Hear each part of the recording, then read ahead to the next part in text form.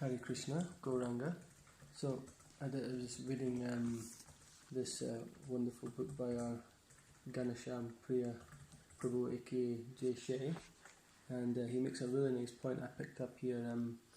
He says, Sanga is the Sanskrit word for community, and it suggests a refuge where people serve and inspire each other.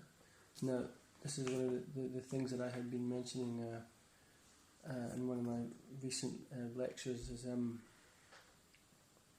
that in Krishna consciousness, everything that we do normally, if we do it in a Krishna conscious way, we're improving on it, we're actually making it something of worth. Not just because, okay, we said that spiritual things last eternally and they give us gain and benefit eternally, but also because they're actually changing our outlook, changing our perspective, changing our karma, changing our health and well-being, So just when we say meeting with friends, gathering together,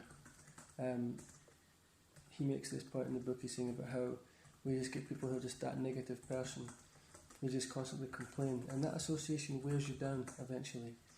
But this idea of sadhu sanga means that we're associating with people who are sadhus. Titikshava kronika suridasava dehe majata santrava sadhava sadhubhushana. There's people who are tolerant, merciful, humble. They're not getting disturbed by the mind and its incessant demands. And they're able to give mercy and also receive some mercy as well. This is a sadhu. This is this, and then the sangha, as Ganesham puts it here, it's association with people who are enlivening us. Spiritually, we're actually in that association. We're becoming picked up. We're becoming pulled out of our stupor. Sometimes we're in a bit of a deep, situation of the mind, or the material nature has got us tangled up in something. And by associating with those kind of people, like-minded spiritual seekers, when we come together, we come out feeling so invigorated, feeling so fresh. There's a couple of nice shlokas from the Shastra that really emphasize that point. One, and this is tying off another end.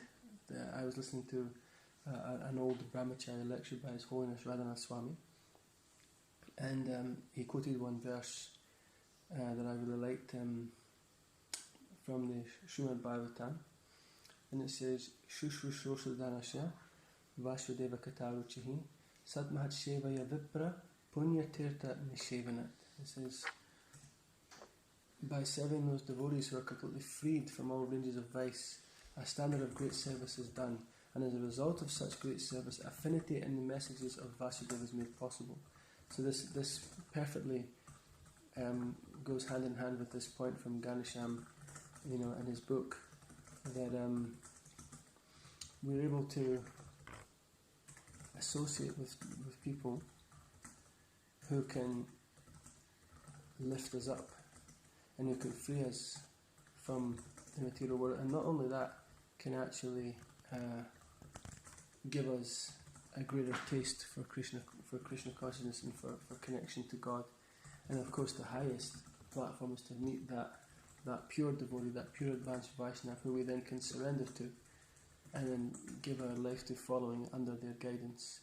And then this is where it says in the Chaitanya Charitamrita, Madhya Lila 22:54, Sadhu Sangha Sarva Shastri Kaya Lava Matra Sadhu Sanghe Sarva Siddhi Hoya.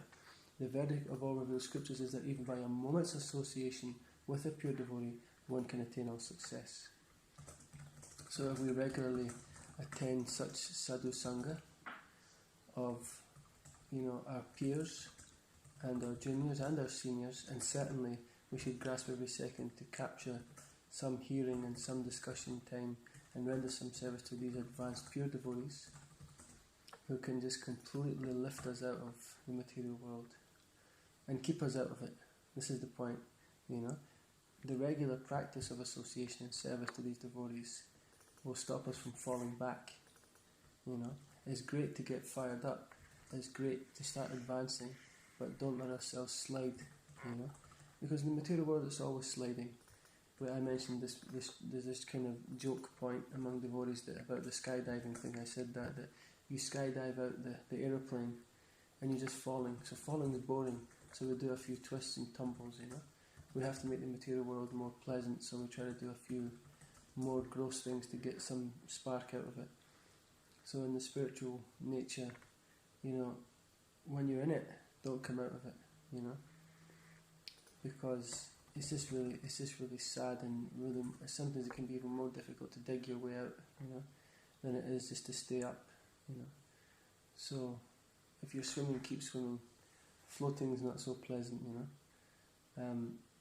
I just uploaded a kirtan onto YouTube, and I was saying that you know, we're just finishing Purushottam month, you know, but it doesn't finish just with Purushottam month, you know, it never finishes.